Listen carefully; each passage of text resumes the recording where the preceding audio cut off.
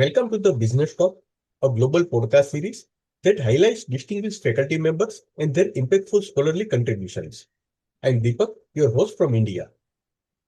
What if the secret to solving your toughest leadership challenges isn't choosing between two competing options, but embracing both at once? That's the provocation at the heart of Dr. Marianne Lewis' life's work. We are honored to welcome Dr. Marianne Lewis as our distinguished guest on Business Talk today. Before we get started, I would like to introduce a guest for today's episode. Dr. Marianne Lewis is the Dean and Professor of Management at the Carl H. Lindner College of Business, University of Cincinnati, a role she has held since 2019, making her the first woman to lead the institution. Before Cincinnati, she served as a Dean of the Cass Business School, now Bias Business School, at City University of London, bringing a rare transatlantic perspective to academic leadership. She is also a Fulbright scholar. A globally recognized thought leader on organizational paradoxes, Dr. Lewis has spent over 2 decades studying how leaders and organizations can thrive not by eliminating tensions but by harnessing them. Her signature idea, the both and lens, reframes complexity rather than forcing either or choices. She shows how embracing contradictions in leadership, strategy, and innovation can unlock breakthrough results. Her 2022 book, Both and Thinking, Embracing Creative Tensions to Solve Your Toughest Problems, co-authored with Dr. Wendy K. Smith and published by Harvard Business Review Press, was named a top 10 book of the year by Thinkers 50 and won the 2023 Thinkers 50 Breakthrough Award. Drawing on case studies from IBM, Lego, and Unilever, it has resonated with executives and scholars worldwide. Dr. Lewis was named to Thinker 50 in 2025 and is recognized among the world's most cited researchers in her field by Web of Science. Her paper, Exploring Paradox Toward a More Comprehensive Guide, won the Academy of Management Review Best Paper Award and remains one of the top most cited works in management research.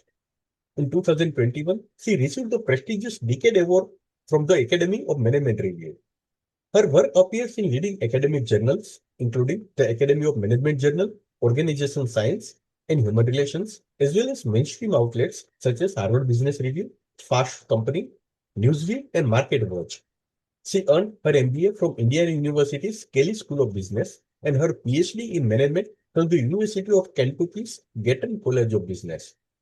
In today's episode, Dr. Marianne Lewis joins us to explore the key insights from her research from a label to a meta-theory of paradox. If we change the way we look at things, the things we look at change. Let's not keep you waiting. Please join me in welcoming Professor Marianne Lewis to the conversation. Professor Marianne, it's a distinct privilege to welcome you to Business Talk. We are grateful to you for accepting our invitation. Oh, it's such a pleasure to be here, Deepak. Thank you for the invitation. Thank you, Professor. Professor, your paper traces 30 years of paradox scholarship from a single label to meta-theory. For someone new to this field, how would you explain why labeling a problem as a paradox rather than a dilemma or contradiction fundamentally changes how a leader approaches it? Deepak, my early studies, when I was examining tension, I found that our default, and I'm not saying the default doesn't add value, but it's limiting. Our default is this either or mindset where we set up a problem as a dilemma. Should I do A or B? And as soon as we've set it up that way, we set off a trade-off where we weigh the pros and cons and we make a decision. The beauty of that either or default is it gives you a sense of control and comfort that you can make a decision and move on. The downside and why we really worked, especially my primary co-author, Wendy Smith, and I worked to expand towards this paradox mindset, is that when you think about paradoxes, I picture the yin-yang and this, the dark and light sides folding together and actually dynamically working towards a greater whole. It shifts from I need to build a trade-off dilemma to I need to think about how are these opposites actually interwoven. And as soon as I can start to say, maybe this isn't a choice, this is a bigger systems problem, I can step back a bit and feel more comfortable that this tension isn't going to go away. in my problem solving today, I might find the next step to better navigate that tension, but I shouldn't be thinking I'm going to fix it. It's good because that really does limit our abilities. And oftentimes it's either paralyzing, right? We keep going towards one side, or it's polarizing, and we really feel a tug of war between opposing sides. So a long answer, but to me, it's the shift from a dilemma and trade-off to seeing these contradictions as actually interwoven, and it changes the way we approach the problem. Professor used the classic gestural duck rabbit image to explain a key insight. Instead of asking, is this a duck or a rabbit? Paradox thinking asks, what if it's both? How does that shift in questioning from either or to both and play out in a real boardroom decision, say around control versus empowerment of a team? Yeah, it's a great question. I do appreciate that the Gestalt duck rabbit image, but and let's use the boardroom and control versus empowerment. Um, the way I think about it, we often use the Hindi parable of the blind man and the elephant, and thinking about it, go past the duck and the rabbit. How do we look at a more complicated issue from multiple dimensions? So when we're talking about, say, control and empowerment in a board, how do we get more stakeholder perspectives in the room to understand and complicate actually our understanding of the issue at hand?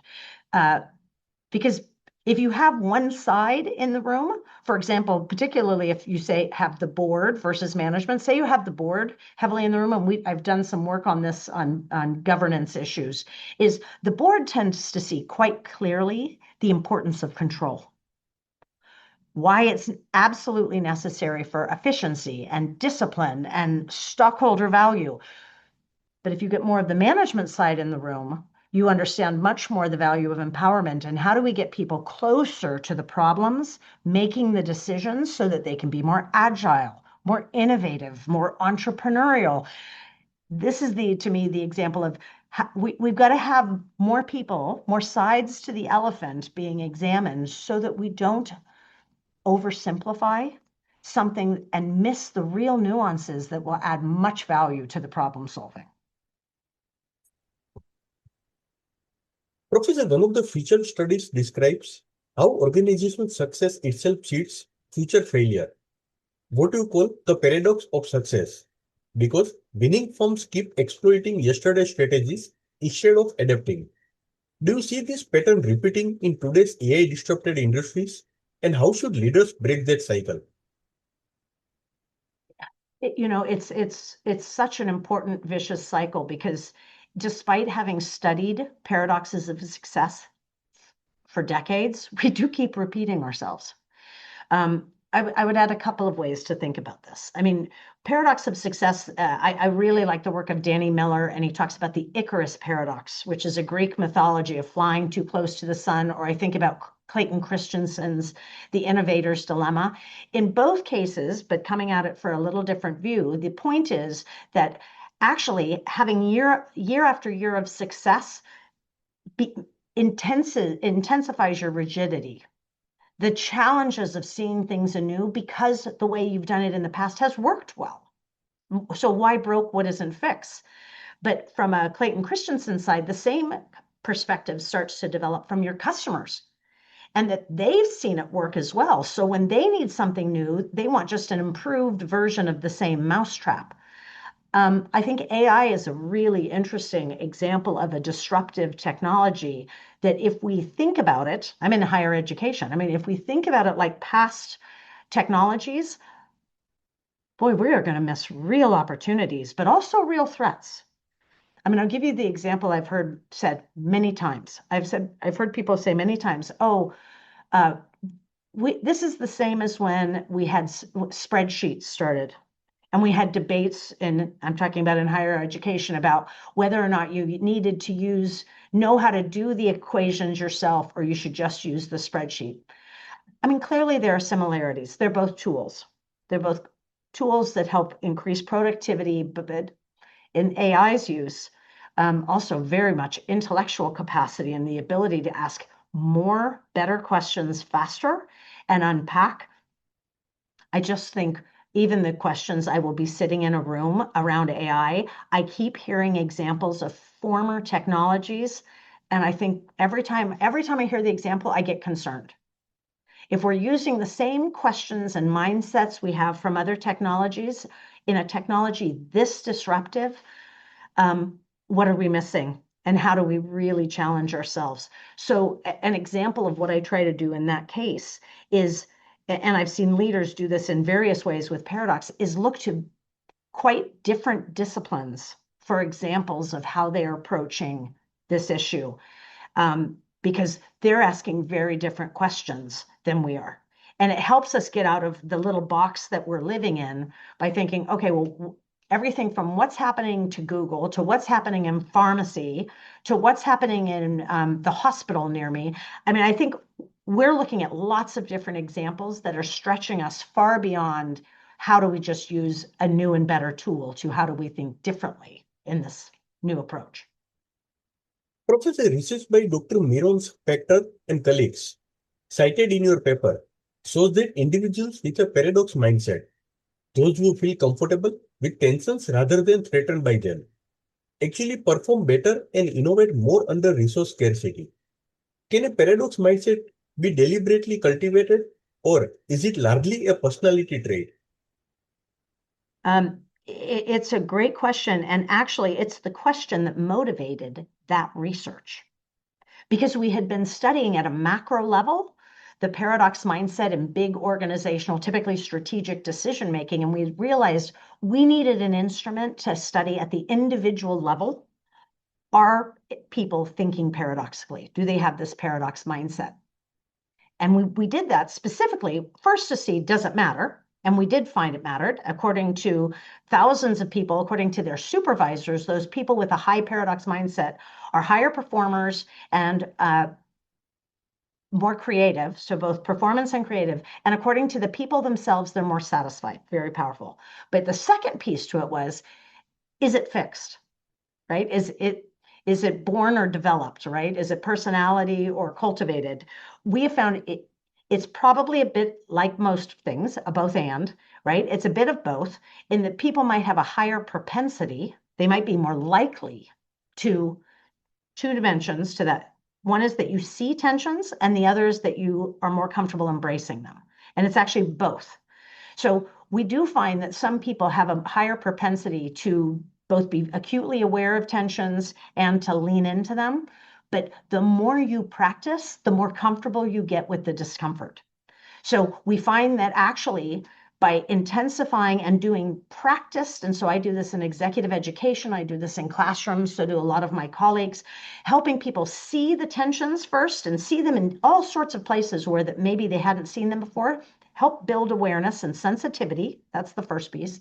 And then the second, help them start to realize through repetition and examples from other contexts that thinking about it with a paradox mindset, looking for the intersections and those opportunities to navigate helps you build some comfort and see the creative potential in that creative friction, so to speak. So I note that because we've now studied quite extensively the development process, but it is about practice. I mean, I said at the beginning that either or is our default. It gives us a sense of comfort and control. So if you flip that, the opposite is true in the case of paradox mindset. You feel some uncertainty. You feel like you're a little bit, riding the waves of these tensions and uncomfortable. But by getting more used to riding those waves, right here, you're becoming the windsurfer, so to speak, and seeing what's possible on the other side, you're much more likely to look for the tensions and then approach them paradoxically. So yes, developmental is very much possible. Professor, your collection includes a paper on the dark side of paradox, the idea that both and is not always available to everyone equally, especially when power imbalances limit an actor's latitude to navigate tensions. When is the both and approach a luxury that only those with privilege can afford? And how should we think about paradox in context of inequity? I think it's a provocative and important question, and we now have quite a few colleagues that look at paradox very specifically in the case of power and inequity, or specifically. I mean, there's no doubt from the work that we've done, the higher in the organization, the more strategic your decision-making authority, the more you feel at home and capable of paradox thinking because you can actually make decisions that might be beyond the box. I also, but even as I say that, I want to stress that some of the work that we've done at the middle manager level in particular has really been eye-opening because while the middle manager is very much often in a tug of war between upper and lower, they have an enormous sense-making influence on the organization. And I think a question for higher level leaders is how to empower that opportunity so that they can help people below them see that even within something that can feel quite tenuous, that they can provide new boundaries within which you can have your distinctions, right? If you think up higher in the organization, they're setting the boundaries. But once you've set the boundaries, and if you can help in the middle manager widen them somewhat, there is space. That's for improvisation, for real opportunity for decision making. To me, this is where middle managers and some work I did with Lara Lucier on Lego became a really important study is how do middle managers harness their power for sense making and control to both expand the boundaries and help those working within them feel that they have choice and opportunity to get creative. And I think that takes skill. I don't want to understate the power dynamics, but it is an opportunity that even at lower levels of the organization, you can make a real change. The paper introduces the concept of paradox nodes, situations where multiple paradoxes become entangled with each other across organizations and time. Can you walk us through a real-world example of noted paradoxes and what does renoting look like in practice for a leader managing cross-functional or inter-organizational tensions? I love the notion of knotted tensions. It was something that came in our work after we'd been doing this a while, and we would start focusing on one tension, but as you'd follow it, you'd realize it led you into another. And so I picture this almost pretzel or infinity loop where you're following one and it leads to another. So I'll start at a strategy level because I typically see them flowing through kind of four groups. A classic strategy tension is between what we call core and explorer, or ambidexterity. It's like, do you make more of what you have now, right? That's incremental innovation, or do you move towards radical innovation and something new? They take very different approaches, right? One is just more about efficiency and productivity, developmental, and the other is much more about radical blue sky innovation.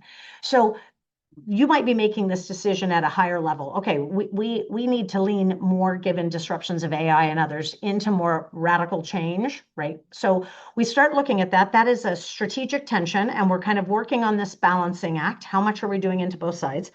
We might follow that into what we'd call an organizing paradox, which is because every time we make a strategic decision, it's going to flow into, are we structured the right way? Who's leading these? Where is the authority? We just talked about authority to make these decisions.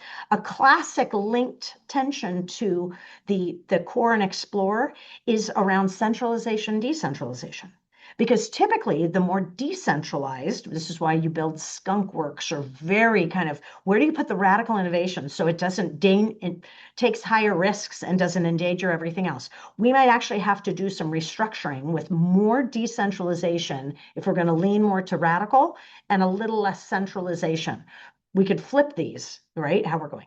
We then go into what we call the performing paradoxes, which leans to, are we really focused on hitting our current targets, which is the today, or are we looking at tomorrow and how are we learning and developing? Again, because we're seeing these knots, oftentimes if we're leaning towards the more radical innovation, we're probably going more towards learning and tomorrow. Doesn't mean we don't have to hit today's targets though, right? So even as I'm showing you the knots, I'm saying the tensions remain, We're just leaning more towards one side versus the other. The fourth, we call these kind of the four existential paradoxes, is the belonging paradox, which is as you think about who's in and out of each groups, there's always this tug of war between boundaries and identities. I mean, in this case, as we kind of lean increasingly over into the radical innovation, more decentralized, more about tomorrow and learning, you can imagine that in an organization, the in-group will tend to become much more possibly the scientists, the R&D. You'll see this certain personalities and identities gain greater credibility for the priorities of the day. You still need the people who are doing the accounting, doing the HR, right? It's not that they are not in the organization and adding value. You're seeing the shift in that. And so that's what I'm saying with the nodding. And you can imagine that when times change, you're going to see a re-nodding in a different direction.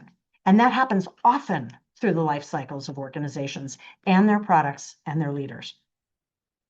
Professor, one surprising finding in your collection is that material artifacts, physical tools like visual boards used in Toyota's Kaizen process, can either enable or hinder how teams manage the learning performance paradox. What does this tell us about the role of workplace design and operational tools in building a paradox navigating culture? I love that you asked this question because my dissertation many years ago was around advanced manufacturing technology, and I ended up studying quite a bit the Toyota product manufacturing system as well as Volvo, and you could see these kind of differences, but you're getting into the materiality and even the visualization of tensions. And I think that, I mean, we're talking here particularly about Kaizen and the Toyota process.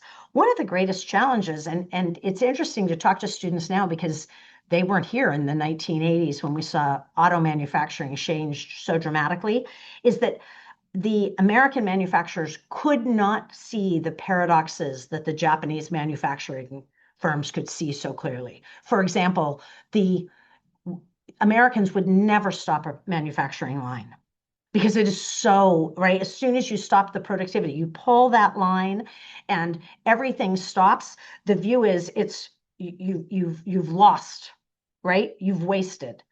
Whereas the Japanese would see the opposite, and they did this throughout the Kaizen process, right? Is that the point is you need to fix the core problem as fast as you can because it saves all the waste going down the line.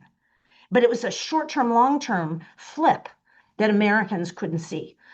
I feel the same way with some of the Kaizen. I remember still in the 80s going through different manufacturing plants and seeing the cleanliness and the Kanban, right, the pull system in manufacturing in Japanese versus a very different, in many ways it looked chaotic in an American site.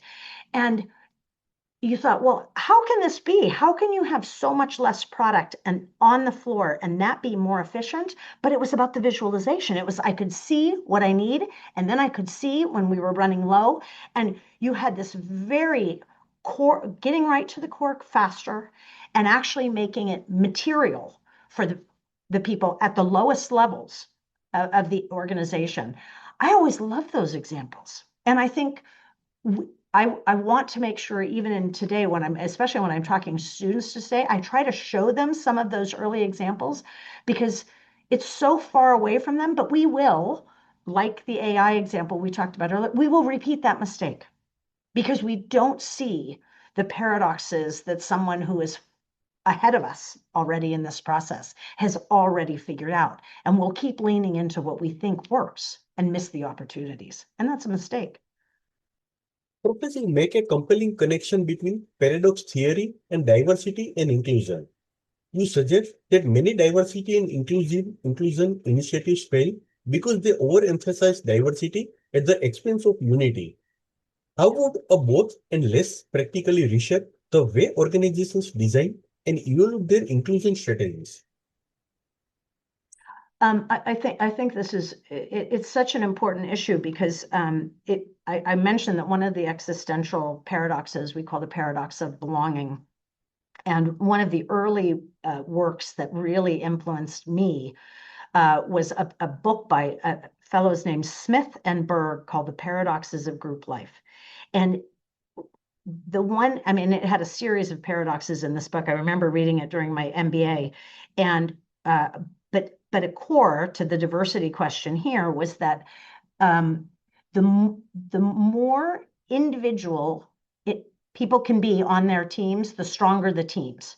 And I'm not saying that exactly right, but it was this paradoxical notion that actually the diversity, the differences within your team that are allowed to come out and add value actually strengthen the unity and the bonding of the team, because you feel you're signaling an incredible psychological safety to be able to share your differences, which actually bonds you further to the team. A team is showing respect for the individuality, which actually builds greater respect and shared understanding of the team. Now, I say that because I agree. I think with diversity and inclusion efforts, you can get so focused on the diversity issue that you lose the bonding, but that in part can be, not always, but sometimes can be, because it's about diversity in, go back to the blind men and the elephant, it's about diversity in perspectives and capabilities. Sometimes we can get more into diversity that is more the visual, like demographic diversity, and miss that diversity may not be adding what we need in those moments.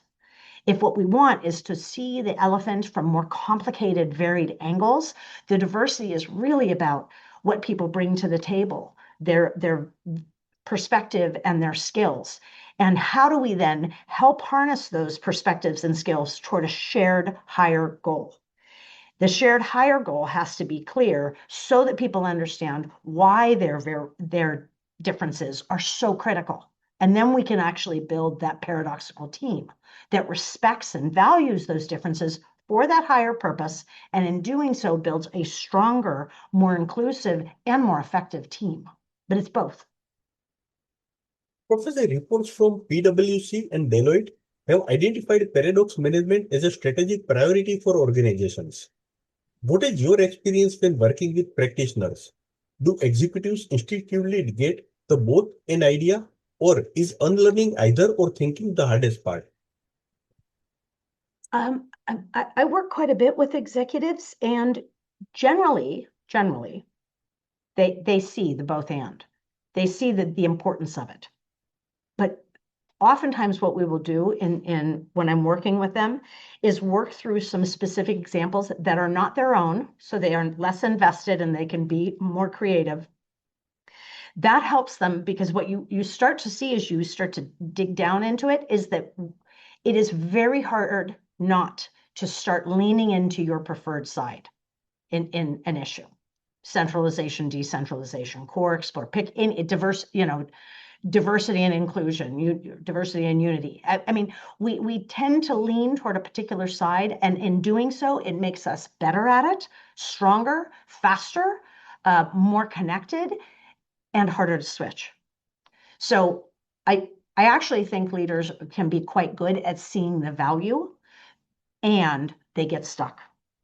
So I do this one exercise in particular that came from a great colleague of mine, Barry Johnson, called a polarity map, that helps identify, say, I'll go back to centralization and decentralization, and it asks, what are the greatest strengths of each? But it's not just a weigh the pros and cons, but it's also, what are the downsides if it is all you do? So what is the dangers of being totally centralized? What are the dangers of being totally decentralized? And this 2x2 matrix, to your point about like what is hard, the best way I've found to work through this with executives is have enough executives in a room to put a small group in each of the 4 quadrants. And the reason that matters is very quickly, you will find where their strengths are.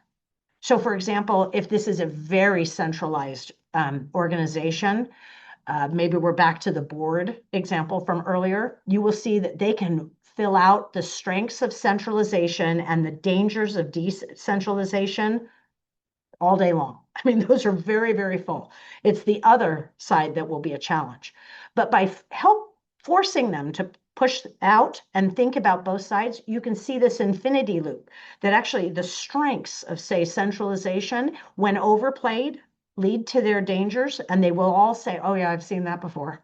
And then you'll see that they overreact and they go, oh my goodness, we've hit these dangers, we need to decentralize. And they'll quickly get into the positives of decentralization, but by overcorrecting, fall back into the dangers of decentralization. And you see this infinity loop.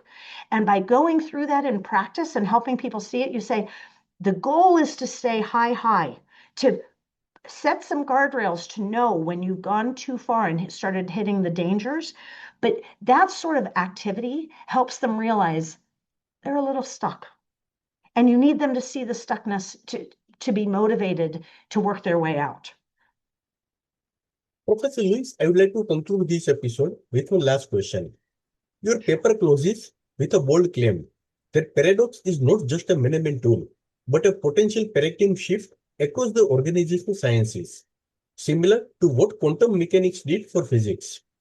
If that shift fully takes hold, what would management education and perhaps your own business school look like 20 years from now? Oh, that is a dream of mine. I think ultimately it's about changing the way we're problem solving so that we are not always going to the default of either or and moving towards trade-offs in a very quick, controlled, and comfortable way that actually limits our possibilities. I think, more specifically, what does it look like in a business school? It means a different kind of problem solving in the classroom to exams to projects that is rather than what is the right choice.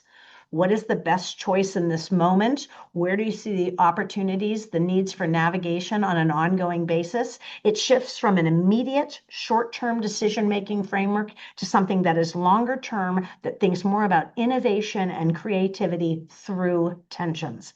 I think there's work to be done in that regard, though. We get very comfortable in the trade-offs. Listeners, that brings us to the end of a truly thought-provoking conversation. Professor Marianne Lewis has shown us today that the tensions we face in our organizations, our teams, and our leadership are not just problems to be solved, but paradoxes to be embraced. The shift from either or to both and is just not a philosophical idea, it is a practical tool that can transform the way we lead, decide, and grow. From 3 decades of paradox scholarship to the real-world boardrooms of global companies, her work reminds us that complexity is not our enemy. It is our greatest invitation to think differently. Thank you, Professor Lewis, for your time, your wisdom, and for changing the way we look at things. Because as your research beautifully shows us, when we change the way we look at things, the things we look at change. Thank you so much. Thank you. Thank you for this podcast, for all the work you do, and for your thought-provoking questions today. I appreciate you, Deepak. Thank you.